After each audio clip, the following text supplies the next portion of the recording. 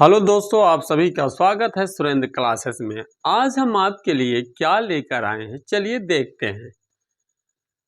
Use of was या वर। सबसे पहले हम यह जानेंगे कि वाज और वर का प्रयोग कब किया जाता है, अर्थात किस तरह के वाक्यों में किया जाता है। तो सबसे पहले थोड़ा सा हम इसकी पहचान पढ़ लेते हैं। जिन वाक्यों के अंत में था, थी, थे आए, था, थी, थे आए, तो ये बताते हैं पास्ट को।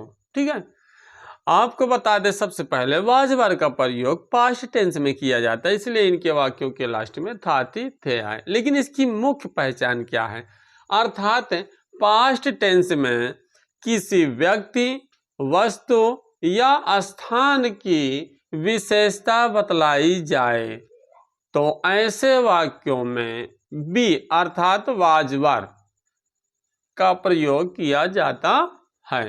ठीक है, बी का मतलब होता है is am are was were, लेकिन is am are present tense में होता है और वाज वर पास्ट टेंस में होता है। यदि आपने इज एम आर का प्रयोग बेहतर पढ़ा है, हमने आपको पिछले वीडियो में इज एम आर का प्रयोग पढ़ाया है, आप उस पर जाइए और एक बार देखिए कि हाँ उसमें किस तरीके से पढ़ाया गया। बिल्कुल हूबहू वैसे ही है, बस फर्क है कि इज एम आर प्रेजेंट में होता है, वाज वर पास्ट टेंस में होता है। चलिए हम इसका एक एक करके पढ़ते हैं, जैसे निगेटिव, अफर्मेटिव, निगेटिव और इंट्रोगेटिव। तो सबसे पहले हम अफर्मेटिव पढ़ते हैं। अफर्मेटिव सेंटेंस यानी यूज ऑफ वाज वर का अफर्मेटिव किस तरीके से होता है।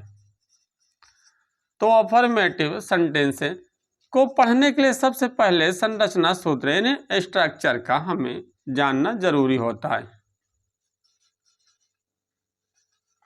सबसे पहले इसमें सब्जेक्ट होगा, फिर इसके बाद यहां पर वाज या वर होगा, फिर इसके बाद यहां पर एडजेक्टिव होगा, या फिर कभी कभी एडजेक्टिव की जगह पे नाउन भी आ जाता है। जैसे वह आदमी था, तो मैन क्या है, नाउन है ना। वह लड़का था, तो ही वाज अ बॉय, है ना।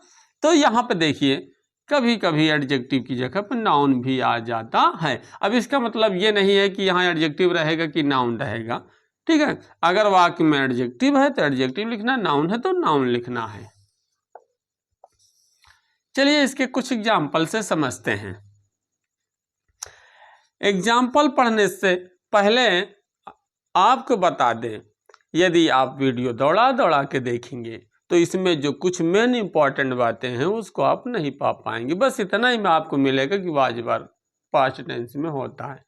ठीक, इसमें कुछ और विशेष बातें हैं, उसको भी आपको यदि बेहतर पढ़ना है तो वीडियो को दौड़ाना नहीं है। चलिए जैसे पहला एग्जाम्पल है, वहां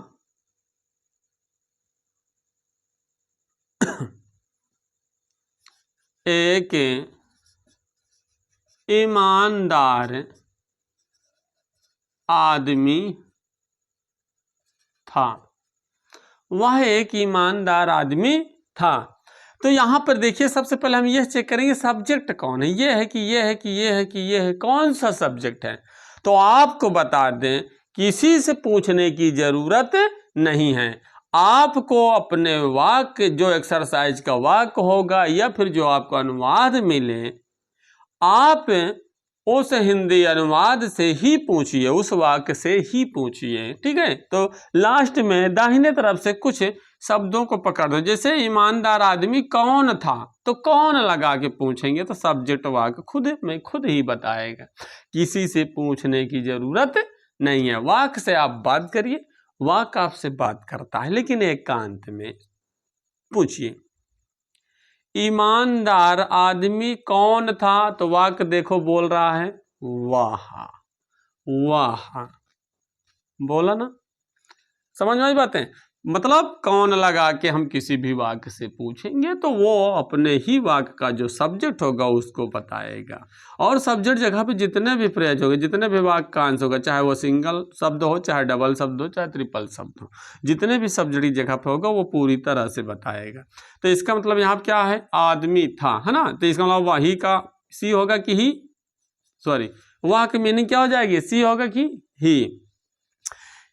अब यहाँ पे देखिए, हम वाज या वर, वाज लगाएं या फिर वर लगाएं, सबसे बड़ा कंफ्यूजन है कि वाज कब लगाएं और वर कब लगाएं।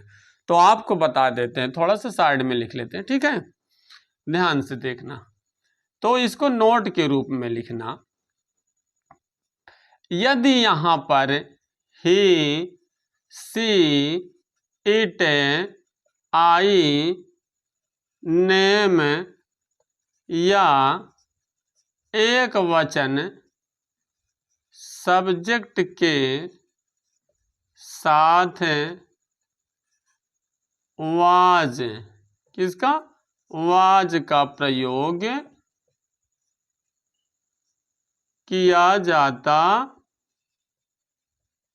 है। दूसरी नोट याद रखना है आपको, यू, वी, दे या बहुवचन, या बहुवचन सब्जेक्ट के साथ काहे का प्रयोग किया जाता है, वर का, वर का प्रयोग किया जाता है। ये दो नोट याद रखना, ठीक है, ये दो नोट को, यानी दोनों नोट्स को आप याद रखेंगे। पहली नोट ये याद रखना है कि ही, सी, इट, आई, देखिए यहाँ पर आई, हमने आपको बताया था इज एम आर का प्रयोग जब आपको हमने पढ़ा तो उसमें यह बताया गया था कि आई सेमी प्रोनाउन होता है, यानी अर्ध प्रोनाउन होता है, वो एक वचन वाले की भी साथ हो जाता है और बहुवचन वाले की भी साथ हो जाता है, लेकिन प्रेजेंट में वो अकेले ही रहता है। यही रीजन था कि आई के साथ एम लगता है, ठीक है। तो यहां पर देखिए क्या है, ही, सी, इट, आई, नेम या एक वचन सब्जेक्ट के साथ हम क्या करेंगे, हम वाज का प्रयोग करेंगे। यू, वी, दे या बहुवचन सब्जेक्ट के साथ हम वर का प्रयोग करेंगे, ठीक है, क्लियर। चलिए, तो आप बताइए ही के अनुसार यहाँ पे वाज का प्रयोग करें कि वर का प्रयोग करें। तो जब तक नहीं आता तब तक आप अपने नोट्स में देख लीजिए, है ना। इसके बाद ये भी कोशिश करो कि हमें वो नोट याद हो जाए जो बातें हमें एक्स्ट्रा बताई जाती हैं। चलिए, तो यहाँ पे हो जाएगा वाज, क्या हो जाएगा, वाज। तो ही वाज, वाज वर में कोई एक लिया, ठीक है, ही वाज। अब देखिए वह क्या था, वह क्या था, तो क्या लगा के पूछोगे तो नाउन अकेले बताए, लेकिन कैसा था, कैसा या कैसे लगा के पूछेंगे तो वो विशेषता प्रकट करता है, अर्थात एडजेक्टिव को बताता। कैसा था, एक ईमानदार आदमी था। तो आपको हमने ये बताया कि आप पूछ कर, वाक्य से ही पूछिए, वाक्य बताएगा आपको। हम कैसा या कैसे लगाकर या कैसी लगाकर पूछेंगे तो ये एडजेक्टिव बताएगा, और साथ में यदि नाउन होगा तो वो भी उसके साथ बता देगा। लेकिन क्या लगा के पूछेंगे तो सिर्फ वो नाउन बताएगा, बस क्या बताएगा, सिर्फ और सिर्फ नाउन बताएगा। तो इसमें देखिए एक ईमानदार आदमी था, तो यहाँ पे देखिए एक का क्या हो जाएगा, अब डिसाइड करेंगे इसके अनुसार। ईमानदार, ईमानदार की मीनिंग क्या होती है, ऑनेस्ट है, क्या होता है, ऑनेस्ट है। और यहाँ पे क्या हो जाएगा, मैन, है ना। तो यहाँ पे देखिए ऑनेस्ट है, ओ, तो अब देखेंगे एच नहीं देखना कि एच से शुरू हुआ है, इसका हमें हिंदी उच्चारण भी देखना है, ओ, तो इसका मतलब यहाँ पे क्या हो जाएगा, आयन, ठीक है। तो यहाँ पे हम क्या करेंगे, आयन का प्रयोग कर देंगे। चलिए दूसरा एग्जाम्पल देखते हैं, जैसे आया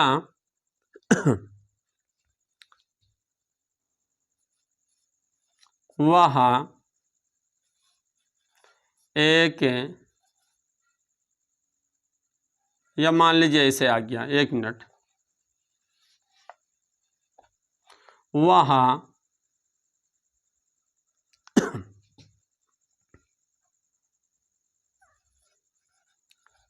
कमजोर था, मान लीजिए ऐसे आया हुआ कि वह कमजोर था। तो यहां पे देखिए वह की मीनिंग क्या हो गई,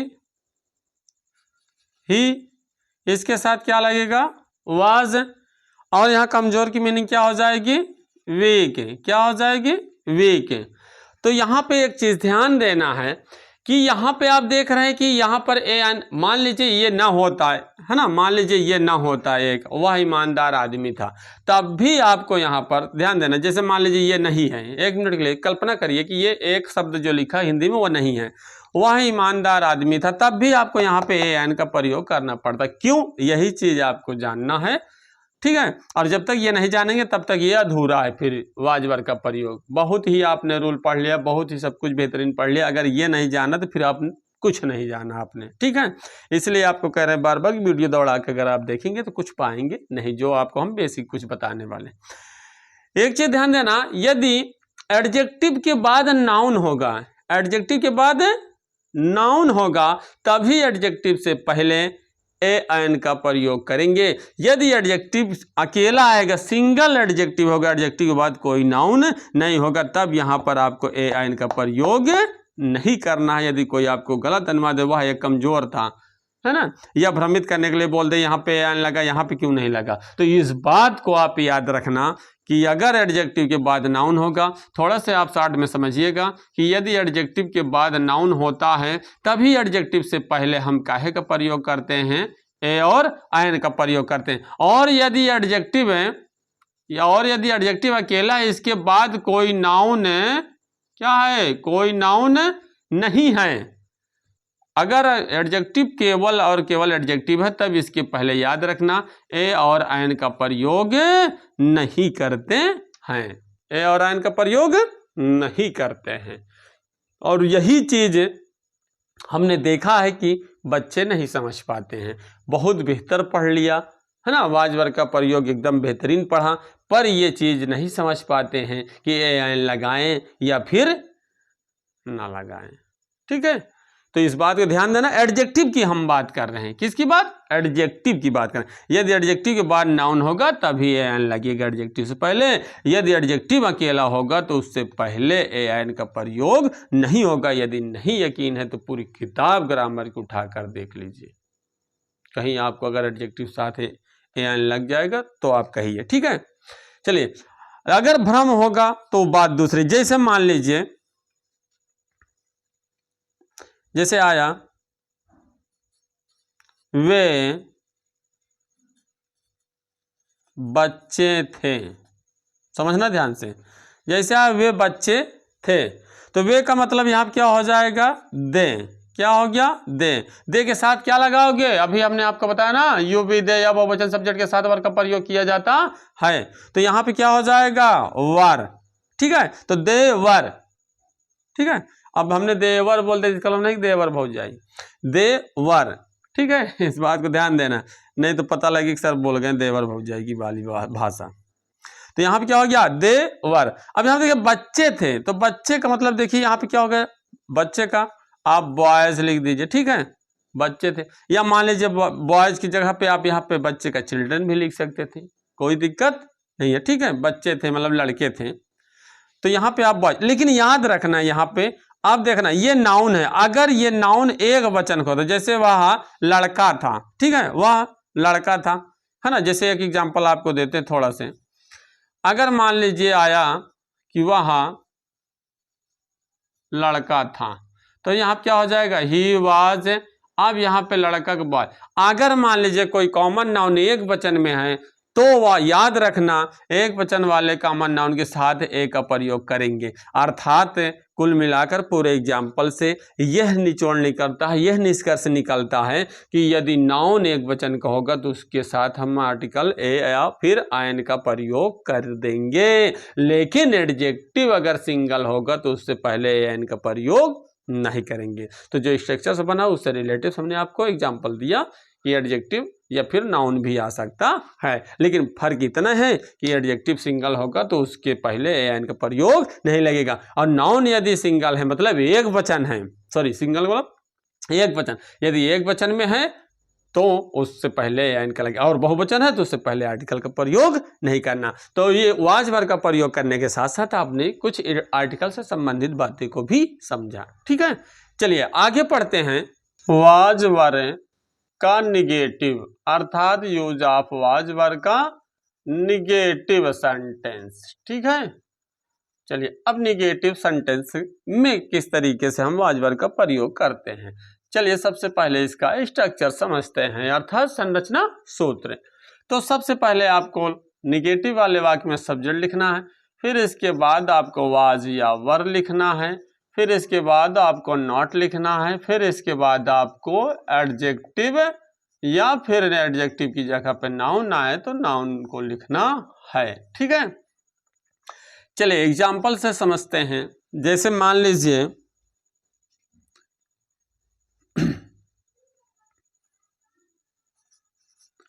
तुम्हें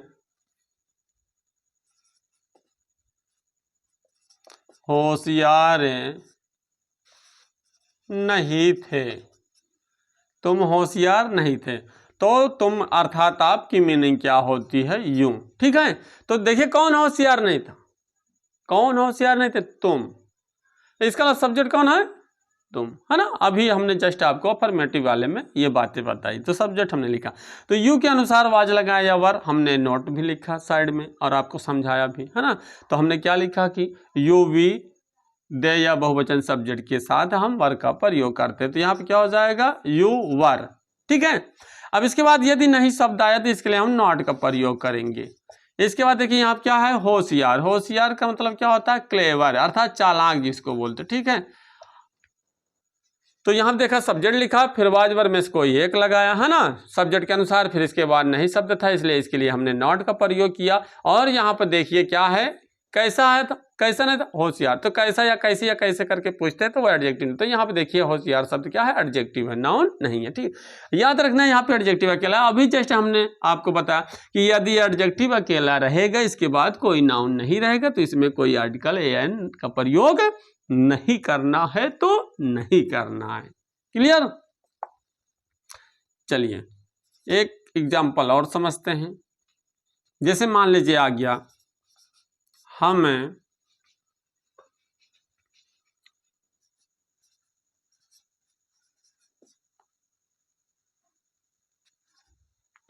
हम बुद्धिमान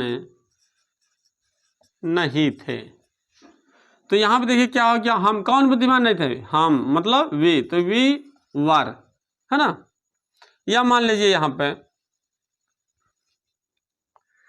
अब यहां पे आया, अब इसके बाद क्या है, नॉट, क्या है, नॉट। इसके बाद फिर क्या लगाओगे, वाइज। क्या दिक्कत है, यदि कोई नाउन होता तो उसके बाद हमने लिखते और उसके ठीक पहले आर्टिकल एन लगाते। ठीक है, चलिए अब आगे पढ़ते हैं। यूज ऑफ वाज वर्ब का इंट्रोगेटिव, क्या, इंट्रोगेटिव सेंटेंस। ठीक है, इंट्रोगेटिव सेंटेंस का हम सबसे पहले पढ़ेंगे यस या नो टाइप क्वेश्चन, यस या नो टाइप क्वेश्चन, सबसे पहले हम इसको पढ़ेंगे। तो सबसे पहले देखते हैं इसका संरचना सूत्र क्या होगा। तो यहाँ पे सबसे पहले क्या हो जाएगा, वाज या वर, फिर इसके बाद सब्जेक्ट, फिर इसके बाद एडजेक्टिव, या फिर एडजेक्टिव की जगह पे नाउन आ जाए तो लिख लेते। ठीक है, अब देखिए लास्ट में इंट्रोगेटिव में क्या होता है, क्वेश्चन मार्क। ठीक है, फुल स्टॉप इंग्लिश में नहीं होगा, क्वेश्चन मार्क होगा, हिंदी में भी और इंग्लिश में। जैसे मान लीजिए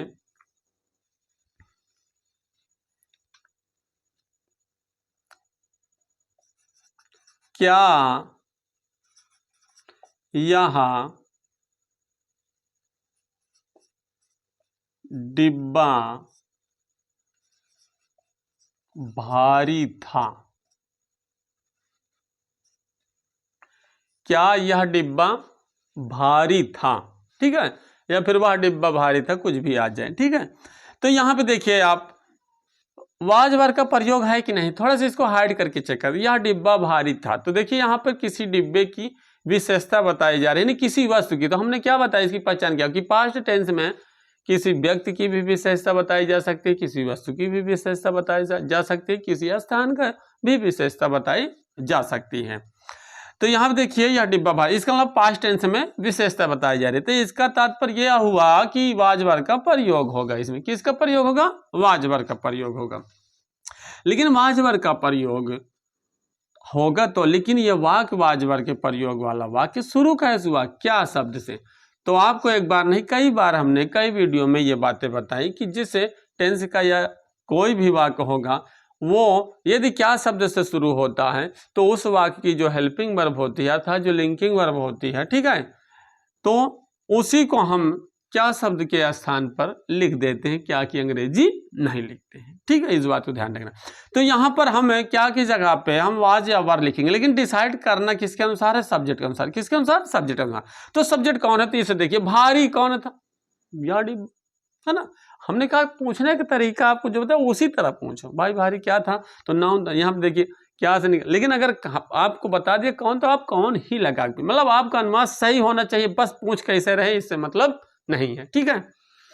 तो यह डिब्बा, तो यह डिब्बा क्या एक वचन को दर्शाता, ठीक है, इसलिए यहाँ पे क्या हो जाएगा वाज, और इसका क्या हो जाएगा दिस बॉक्स। देखो भारी क्या कौन था, यह डिब्बा, इसका मतलब पूरा सब्जेक्ट है, यहाँ अकेला नहीं है ना, तो डिब्बा क्या, ये पूरा सब्जेक्ट की जगह पे लिखा जाएगा। तो दिस बॉक्स, दिस बॉक्स।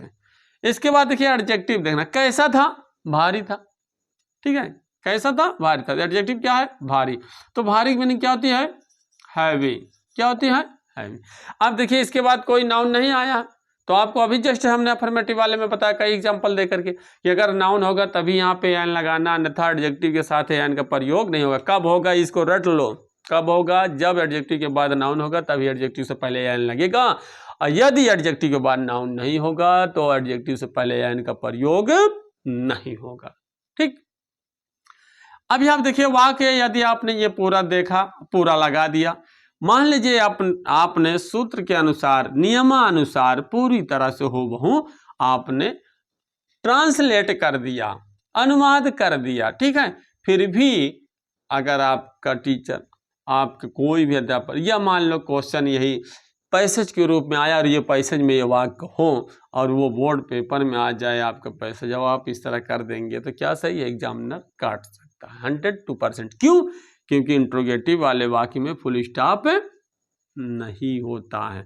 तो कभी कभी आपको यह याद दिलाने के लिए हम ऐसी गलती करके आपको याद दिलाते हैं ताकि आपसे गलती ना हो, ठीक है।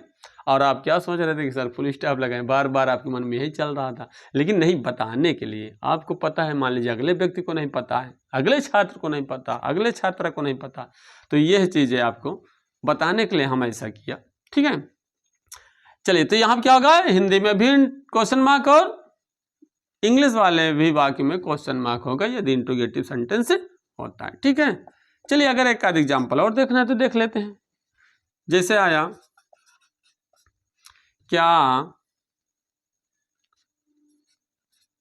वे क्या वे प्रसन्न अर्थात खुश व्यक्ति था, सॉरी थे, क्या वे प्रसन्न व्यक्ति थे अर्थात क्या वे खुश व्यक्ति थे। तो यहां पर आप देखिए वे है तो वे का मतलब दे हुआ, दे के अनुसार क्या लगाएंगे, वर, तो क्या हो जाएगा वर, सब्जेक्ट की जगह पे दे। अब आप समझ गए होंगे कि सब्जेक्ट कौन है, नहीं समझ पाए फिर भी वही बात हमने कहा कि इसी से पूछने की जरूरत नहीं, इसी से पूछो प्रसन्न व्यक्ति कौन थे, वे। देख लीजिए कौन लगा के पूछा, ऑटोमेटिक बता दिया, वाक्य बताएगा, वाक्य से पूछो, किसी से पूछने की जरूरत नहीं है। तो यहाँ सब्जेक्ट दे हो गया। फिर देखिए वो किस तरह के व्यक्ति थे, किस तरह के व्यक्ति थे अर्थात कैसे व्यक्ति थे, कैसे व्यक्ति थे, प्रसन्न व्यक्ति अर्थात खुश व्यक्ति थे। तो यहाँ पे एडजेक्टिव प्रसन्न का आप यहाँ पे हैप्पी लिख सकते हैं, ठीक है, चेयर भी लिख सकते हैं, तो यहाँ पे हैप्पी।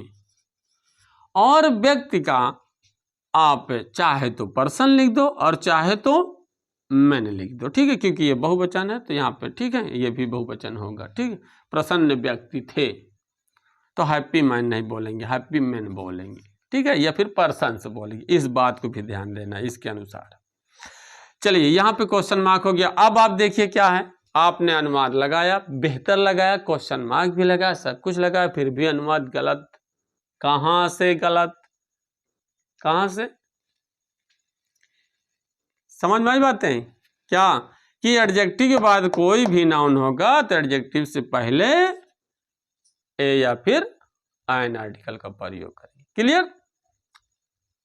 चलिए आगे पढ़ते हैं। यूज ऑफ वाज वर का इंट्रोगेटिव सेंटेंस का दूसरा क्या WH टाइप क्वेश्चन। ठीक है, चलिए सबसे पहले इसके हम संरचना सूत्र को समझ। सबसे पहले क्वेश्चन वर्ड होगा, फिर इसके बाद वाज या वर होगा, फिर इसके बाद सब्जेक्ट होगा, फिर इसके बाद एडजेक्टिव या फिर एडजेक्टिव की जगह पे नाउन भी हो सकता है। ठीक है, चलिए कुछ एग्जाम्पल के माध्यम से समझते हैं। हम आपको हर जैसे अफर्मेटिव, निगेटिव, इंट्रोगेटिव, तो हर सेंटेंस का स्ट्रक्चर इसलिए बताते हैं, संरचना सूत्र इसलिए बताते हैं ताकि आपको और बेहतर समझ में आ जाए, है ना। बाकी को हमने देखा कि डायरेक्टली बस क्वेश्चन आया, ये ट्रांसलेट हो गया, अनुवाद हो गया, क्वेश्चन आया, तो हम चैत्र की बारिश की तरह नहीं कि वर्षा तो ज़्यादातर लोगों का नुकसान ही हुआ। जैसे इस समय गेहूं की कटाई का सीजन है, अब बारिश होने लगती तो किसका फायदा है? 90+9 अर्थात 99+ लोगों का नुकसान ही है ना। तो बरसों तो ऐसे बरसों जैसे आषाढ़ और सावन का बारिश हो, जिससे किसी का फायदा ना हो सके तो नुकसान भी ना हो।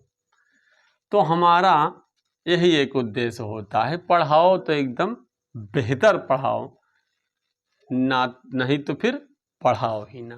ठीक है, तो हमारा तरीका आपको पसंद आए या ना आता हो वो बात की बात है, लेकिन हमारा पढ़ाने का तरीका यही है कि हम एक एक कंसेप्ट को स्पष्ट रूप से क्लियर करते चलें, बताते चलें। चलिए एग्जाम्पल समझिएगा। जैसे मान लीजिए यहां पर आया, तुम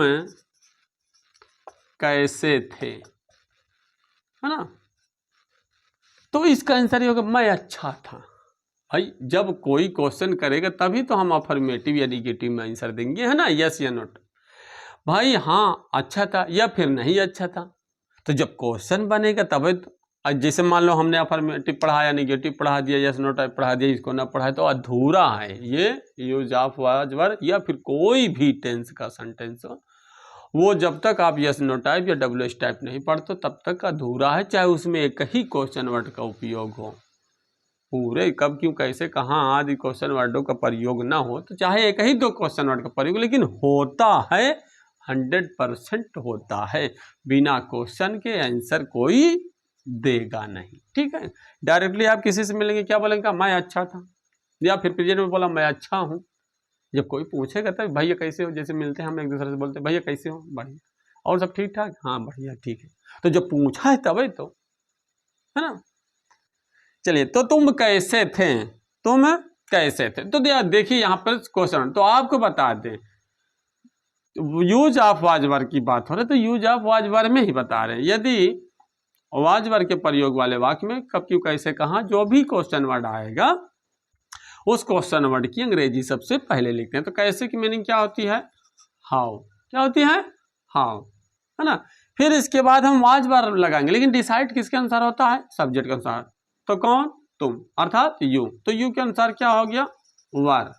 और इसके साथ साथ हमने ये भी चेक किया और लिख भी लिया। ठीक है, इसके बाद एडजेक्टिव या नाउन कुछ है वो खुद ही पूछ रहा है, उसमें क्वेश्चन में है ही नहीं है, तो इसलिए अपना नाम मत यहाँ पे लिख देना कि अब कुछ नहीं, एडजेक्टिव क्या करे, लाओ हम ही लिख देते हैं अपना नाम, नाउन अपने लिख दे, है ना।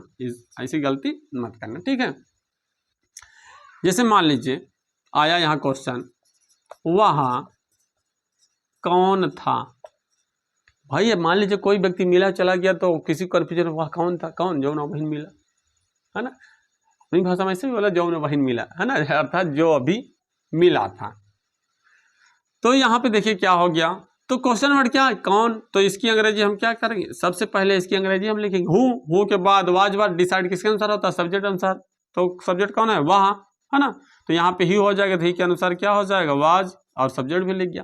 अब इसमें देखिए एडजेक्टिव नहीं है तो फिर वही बात था आपको जैसे भी बता कि यहाँ पर अपना नाम मत लिख देना, है ना, कि एडजेक्टिव नहीं है, नाउन नहीं, चलो हम ही अपना लिख दें, है ना, नहीं तो बिना एडजेक्टिव नाउन के अधूरा। ऐसी बात नहीं, जो मिले वो लिखो। वाक्य में यदि अगर नहीं मिल रहा जो चीज़ है उसको मत लिखो। सूत्र तो इसलिए बता दिया जाता, मान लीजिए मिल ही गया तब फिर, है ना। चलिए, तो इस तरीके से हमने आज यूज ऑफ वाज वर्ब पढ़ा, अर्थात वाज वर्ब का प्रयोग पढ़ा। यदि इसमें कोई भी समस्या हुई हो या फिर कोई क्वेश्चन, कोई कंसेप्ट आपको न समझ में आया हो तो कमेंट करके ज़रूर बताइएगा। और अगर आपको हमारा पढ़ाने का तरीका, हमारा वीडियो आपको पसंद आया हो तो हमारे वीडियो को लाइक और सब्सक्राइब करना मत भूलना। धन्यवाद।